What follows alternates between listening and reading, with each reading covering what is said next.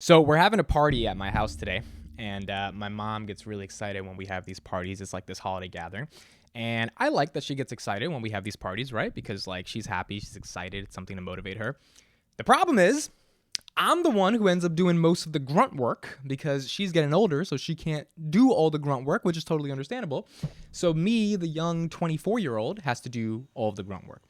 And today, most of the grunt work involved taking a lot of trash, getting a lot of that trash, and going to some waste management center that basically has these machines where you dump all the trash into it, and then it compresses and breaks down and like basically destroys all of that trash at once. It's actually kind of pleasant to see all that trash go into a machine and then the machine just crushes it. But it was a lot of work gathering all that trash. I had a van full of trash driving to go put into this waste management center to just break it all down.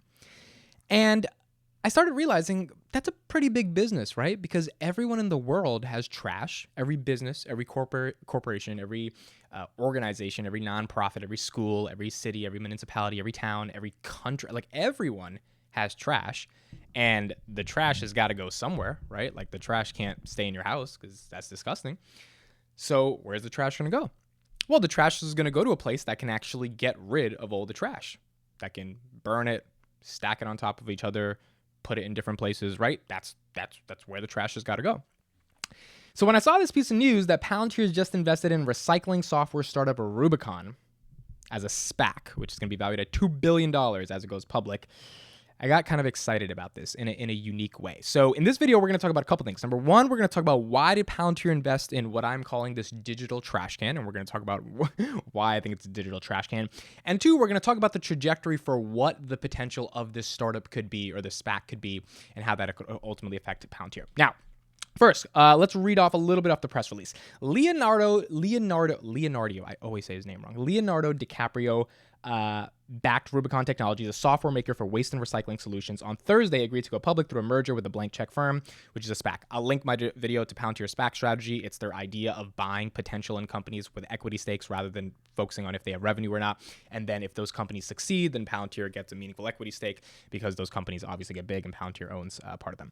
Now, what is Rubicon? What is the point of Rubicon? It was founded in 2008, and it provides technology-driven solutions for waste management to enterprises such as Starbucks, pretty big company, and Apple, also pretty big company, in order to limit their emissions and carbon footprint. So what Rubicon does is it creates software that essentially takes data from a variety of sources within an organization, a company, whatever it may be, right? Whatever place the software is integrated into.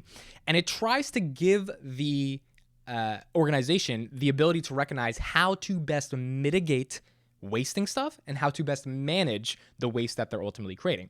The deal with the founder SPAC will provide Rubicon with $432 million in gross proceeds, about $321 million from the SPAC company itself, and about $111 million from investors such as the New Zealand Super Fund, Rodina Capital, and Palantir Technologies. So this was super interesting to me. This broke about last week, December 16, 2021, and I was really trying to understand, why did Palantir invest in a digital trash can? Because that's essentially what it is. It's a digital trash can. You know how on Microsoft you type in trash, or on your Mac and you like see that trash? Like, it's not like that necessarily, but it's software oriented around people that have to like throw out stuff. So that's why I'm calling it a digital trash can.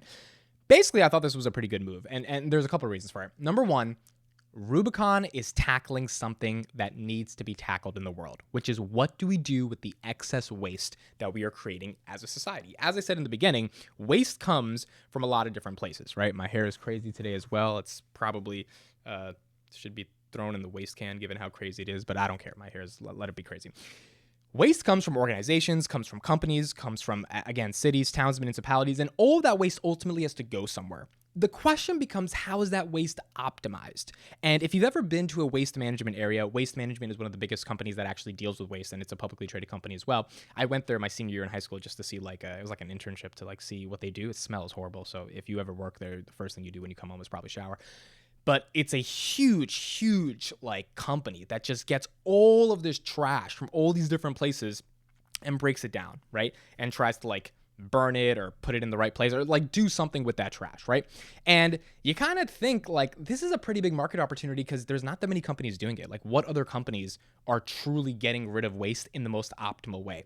And that's why I got excited about Rubicon. I'm sure there's definitely startups that are doing the same thing, or there's other competitors that are trying to figure out how to use software to deal with waste. But as I was looking through their website, their sort of tagline is a software for smart waste and recycling solutions.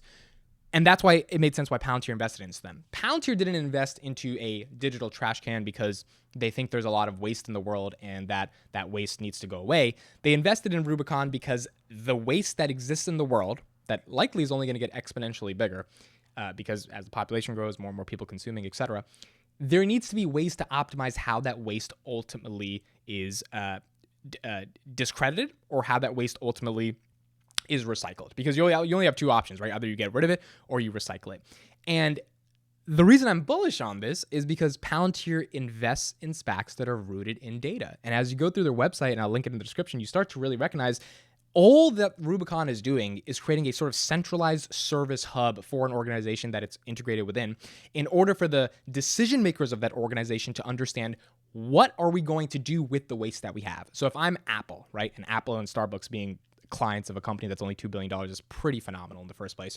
If I'm Apple and I need to reduce my carbon footprint and I need to make sure that the waste that comes out of Tuesday in the cafeteria, which is probably a lot of waste if you're talking about all the different Apple corporate headquarters that exist throughout the entire world, there's a lot of waste just by serving your employees lunch, which is what a lot of these big tech companies do. So how do you deal with that waste? Or if I'm Starbucks and I'm, throwing out a bunch of I'm recycling a bunch of milk gallons, because if you've ever been to Starbucks, they go through like God knows how much milk a day, right, to make all the stuff that they produce. Where does all that stuff go? How is all that stuff optimized in the best way to go somewhere efficiently? If I could attach Rubicon within my organization and this software can take the data, meaning the amount of days where traffic is the busiest, so we know there's more milk gallons, or the amount of days where we know there's certain types of food being served in the cafeteria that's going to create more waste, etc., plus thousands of other different elements of data and variables of data, integrate them into this one system, and then it spits out a result to let you know how to recycle this, with this data, how to best optimize where it's going to go in terms of being wasted, how to understand different vendors that could waste it more efficiently, how to understand if it should be burned or if it should not be burned, because that's also a big debate sometimes. Should we burn certain waste? Should we not burn certain waste? All of this stuff seems to make a lot more sense when you think about its potential to scale as a public company, especially because their whole tagline is about smart waste and recycling solutions. So they say on their website, we create software to help you better understand, optimize, and reduce your waste. Whether you manage a global enterprise, independent business, city, or hauler operation, Rubicon has the right solutions to improve your current processes and help you meet your sustainability goals. And that's the second thing I want to talk about. So the first thing we talked about is they use data to help organizations understand how to reduce their waste and optimize how they waste things. Because waste is inevitable, right? So you have to learn how to optimize that. The second thing is sustainability, right? Corporate social responsibility. All of this stuff is going to get more and more important over the next couple of years, and what software is going to help you meet your sustainability goals. We know sustainability is a big issue for two reasons. Number one, because people just want to be good stewards of the environment, right? Like if you're Apple and you're wasting a ton of stuff for the environment and you're making, record hundreds of billions of dollars of profit per year, or at least revenue per year, the public is not going to like that. Some public might be okay with that, but most of the public's going to be like, there is no way you could get away with this as a global steward of the planet and still have all this waste, right? So from a public perception, you have to make sure you're being sustainable just so people don't chop off your head. The second thing is actual governmental regulations, right? There are many governmental regulations throughout the entire world that require particular sustainability requirements, because if you're not meeting those requirements, those governments ultimately feel like you're freeloading, you're using, the environment to your advantage, and if you're not paying enough in taxes. So like there's a bunch of reasons why you need to make sure you're sustainable. If this software could be integrated in big organizations throughout the entire world that helps them understand how to reduce their waste and how to meet their sustainability criteria, there's a very clear value proposition, a very clear return on investment for the company that's actually using Rubicon, because they're integrating with a software that has smart, and when I mean smart, I mean data-driven backed decision-making paradigms for how to actually deal with your waste in the first place. And every company has waste, every city has waste, every country has waste, right? So the TAM, I don't know the exact numbers, but from a hypothetical perspective, the amount of people or the amount of organizations that could use this software could be in the hundreds of thousands if they scale to the entire planet, right? Because every single company in the world has waste and they need to know what to do with their waste. Now, I'm sure there's obviously competitors that are helping with this stuff in the current day. It's just a question of which competitor has the best data and the best processes to use that data to help you optimize and reduce your waste. And if Rubicon can become one of those companies that truly is the digital recycling can and waste can of the world, then more and more competitors are just going to use them, because if they save more money using their data and using their software, then why wouldn't they, right? This is kind of the nature of Palantir, that if you're using Palantir and you're saving money because your business is becoming more efficient and effective and optimized, then why would you use any other type of AI service that's doing the same thing or trying to do the same thing that Palantir does? Now, where do I see Palantir's investment in this? If this scales, I think Palantir has a meaningful equity stake within them, so that would be a really good thing. Number two, I like that it's this SPAC because, again, every SPAC that they've invested in, to the best of my knowledge, is rooted in using data to drive outcomes. And that's what Palantir is using. So there's two potentials. Either Rubicon starts integrating with Foundry, and there's a partnership there, and because they're using Foundry and they're leveraging Foundry, their ability to manage waste for their clients is even better and more optimized.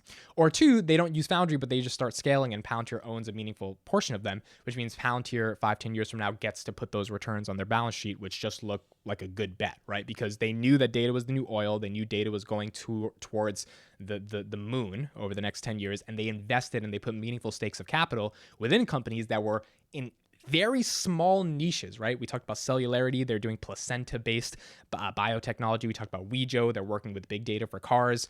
We're talking about Atherin. They're using advertising media technology driven by data. And then you talk about something like Rubicon, which is literally using data to figure out how to reduce waste. They have 8 million service locations, 7,000 customers across industries, and 60 cities using their Rubicon Smart City platform.